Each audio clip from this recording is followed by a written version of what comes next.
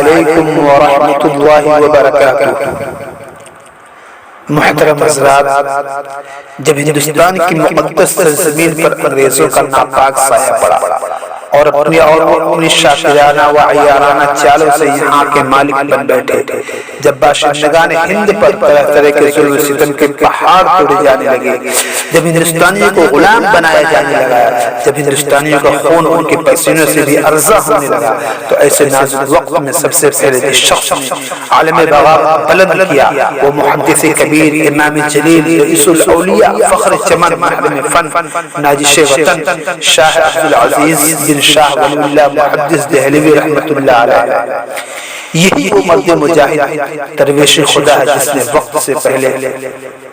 وقت سے بہت پہلے مسلمانوں کے نسب العلم کا اعلان فرما دیا تھا، جہاں تک پہنچنے کے لیے دوسروں کو ابھی برسہ برس انتظار کرنا تھا۔ شاہ عبدالعزیز رحمۃ اللہ علیہ کا فتویٰ کیا تھا؟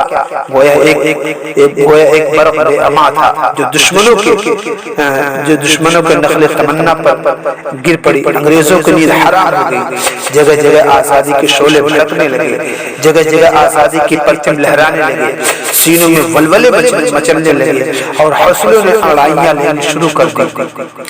مسند درس پر بیٹھ کر قرآن و حدیث کے درس دینے والے علماء کرام خانقاہوں میں بیٹھ کر اپنے خون جگر سے شمع اسلام روشن کرنے والے مشائخ اعظام اپنے مدرسوں اور خانقاہوں کو چھوڑ کر میدان میں آ گئے اور فرنگیوں کے خلاف محاذ بنا کر منزل کی جانب بے سر و سامانی کے عالم میں نکل پڑے اور کہنے پر یہ مجبور ہو گئے، میں اکیلا ہی چلا تھا جانب منزل، مگر راہ رو آتے گئے اور کارواں بنتا گیا۔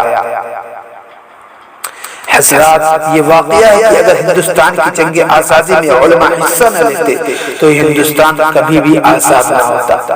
اگر یہ سلسلے آزادی نہ ہوتے تو تحریک آزادی نہ چلتی، تحریک بالا کوٹ نہ چلتی، تحریک ریشمی رومال نہ چلتی، تحریک خلافت نہ چلتی، ہندوستان چھوڑو تحریک نہ چلتی، مقدمہ وہابیان نہ چلتا، امبالہ سازش کیس نہ بنتا۔ الغرض علماء کرام نے اپنے خون جگر سے عروس آزادی کی حنا بندی کی ہے اور اپنے مقدس لہو سے شجر آزادی کو سینچا اور پروان چڑھایا ہے۔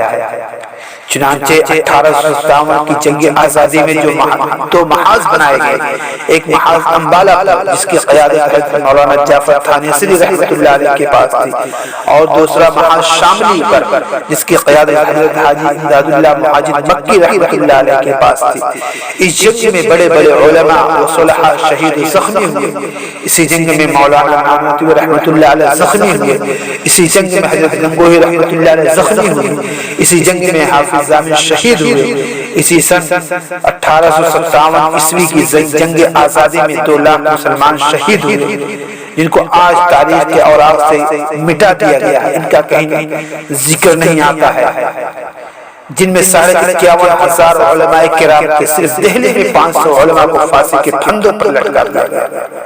بہرحال جب اس جنگ میں وسائل کی قلت اور اپنوں کی غداری کی وجہ سے فرنگیوں کا غلبہ ہوا تو وائسرائے برطانیہ نے اپنے ہندوستانی مشیروں سے رائے طلب کی بتاؤ ہندوستان میں تمہاری حکومت کیسے قائم رہ سکتی ہے؟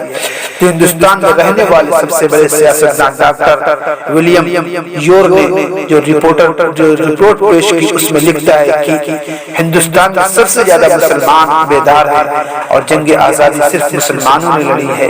مسلمانوں میں جب تک جذبہ جہاد موجود ہے اس وقت تک ہم لوگوں پر حکومت نہیں کر سکتے، اس لیے جذبہ جہاد کو ختم کرنا ضروری ہے، اور جذبہ جہاد ختم کرنے سے پہلے ایک اور چیز کا ختم کرنا ضروری ہے، اور وہ یہ ہے کہ ہندوستان سے علماء اور قرآن کو ختم کر دیا جائے۔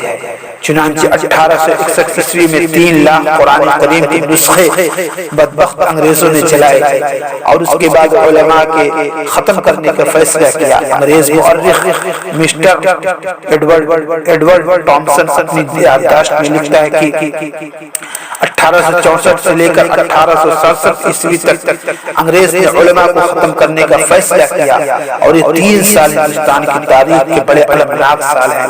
ان 3 سالوں میں انگریز نے 14,000 علماء کو تختے دار پر لٹکا دیا۔ ٹامسن کہتا ہے کہ دلی کی چاچی چاؤں سے لے کر خیبر تک کوئی ایسا درخت نہ تھا جس پر علماء کی گردنیں نہ لٹکی ہوئی ہوں۔ ٹامسن کہتا ہے کہ علماء کے جسم کو تانبے سے داغا گیا۔ ٹامسن کہتا ہے کہ علماء کو سوروں کی کھالوں میں بند کر کے جلتے ہوئے تنوروں میں ڈالا گیا۔ ٹامسن کہتا ہے کہ علماء کو ہاتھیوں پر کھڑا کر کے درختوں سے باندھ کر ہاتھیوں کو نیچے سے چڑھا دیا گیا۔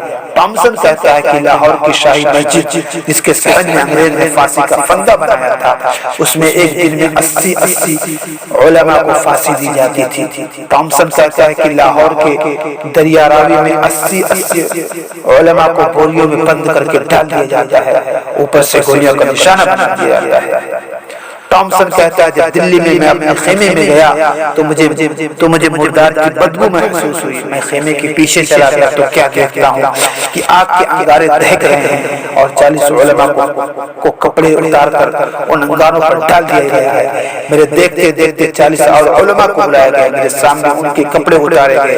انگریز نے کہا مولویوں، جس طرح اس 40 کو پکایا گیا اسی طرح تمہیں بھی پکا دیا جائے گا۔ تم صرف ایک آدمی یہ کہہ دو، تم میں سے کوئی اگر یہ کہہ دے کہ سن 1857 عیسوی کی جنگ آزادی میں ہم شریک نہیں تھے، ابھی چھوڑ دیتے ہیں۔ ٹامسن کہتا ہے کہ مجھے پیدا کرنے والی کی قسم کوئی عالم ایسا نہیں تھا، سارے کے سارے آگ میں پک گئے مگر انگریز کے سامنے کسی نے گردن نہیں جھکائی۔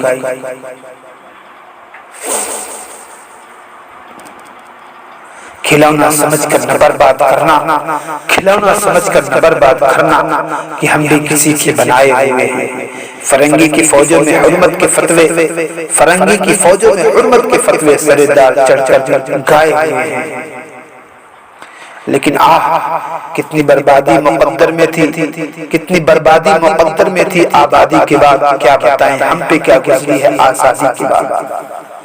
حضرات، یہ ایک روشن حقیقت ہے کہ اس شجر آزادی کا پھل ہمارے حق میں بہت ہی زیادہ تلخ ثابت ہوا، جس کی تلخی آج تک ختم نہیں ہو سکی، اور ایسا معلوم ہوتا ہے کہ صدیوں ختم نہیں ہو سکے گی۔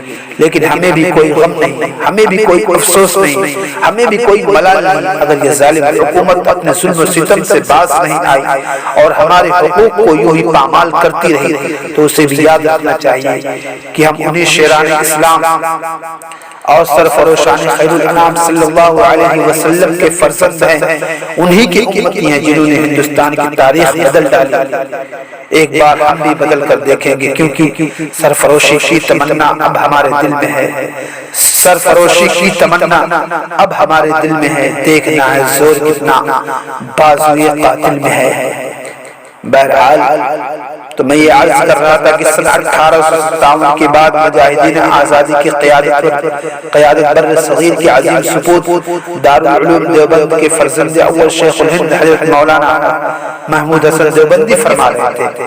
مولانا شاہد جمال دارالعلوم کی تاریخ سیاست میں لکھتے ہیں 1920 عیسوی کے بعد آزادی ہند کا دوسرا دور شروع ہوا۔ اس دور میں دیوبند شیخ الاسلام مولانا حسین احمد مدنی کی کمان میں آزادی کی جنگ لڑا رہا تھا۔ ڈاکٹر مختار احمد انصاری، مولانا ابوالکلام آزاد سیاسی رہنمائی کرتے رہے۔ ان حضرات کی رہنمائی میں 1930 عیسوی کی جنگ میں 14,000 مسلمان جیل گئے اور 500 دلاور سرحدی جوان شہید ہوئے، اور آخری جنگ 1947 میں ہندوستان کا آخری governor general Lord Mountbatten رخصت ہو گیا، اور شاہ ولی اللہ رحمۃ اللہ علیہ کے دور سے چل رہی آزادی کی تحریک اپنی منزل مراد پانے میں کامیاب ہو گئی۔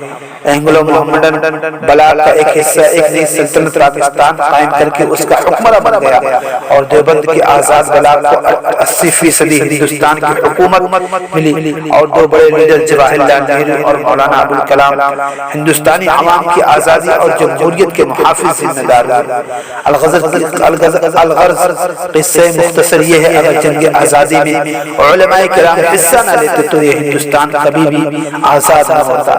ان مقدس اور پاکیزہ ہستیوں نے ایسے ایسے بے مثال ولا زوال قربانیاں دی ہیں کہ جن کی نظیریں پیش کرنے سے تاریخ عاجز و قاصر اور عقل انسانی حیران ششدر ہے۔ اور آج ہمیں اس بات پر فخر ہے کہ ہمارے اسلاف نے ہندوستان کے ساتھ وفاداری اور اس کے لیے جانساری کے ایسے ایسے محیر العقول ثبوت پیش کیے ہیں کہ انگشت بدلتا ہے زمین چاند ستارے، لیکن چونکہ انہوں نے یہ لڑائی شہرت اور ناموری کے جذبات سے یکسر عاری ہو کر لڑی تھی، اس لیے جب کاروان آزادی اور قافلہ حریت منزل مقصود تک پہنچا تو یہ میرے کارواں اور سرخیل آزادی کو شیخ نامی جا کر بیٹھ گئے اور دنیا داروں سے کہہ دیا کہ جو شخص شہرت و ناموری چاہتا ہے وہ جائے اور اپنی خدمات کی مزدوری لے اور جگہ جگہ اپنے مجسمے نصب کرائے، ہمیں اس کی کوئی ضرورت نہیں، کیونکہ ہم نے یہ لڑائی مزدوری کے لیے نہیں لڑی، اپنی قربانیوں کی صلاح دینے کے لیے نہیں لڑی،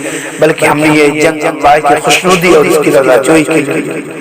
ہمارے ہندوستان کو ہمارے مجسمے کی ضرورت نہیں ہے، کیونکہ اس ہندوستان کا پتا پتا بوٹا بوٹا حال ہمارا جانے ہے، پتا پتا بوٹا بوٹا حال ہمارا جانے ہے، جان نہ جانے گل ہی نہ جانے باغ سارا جانے ہے۔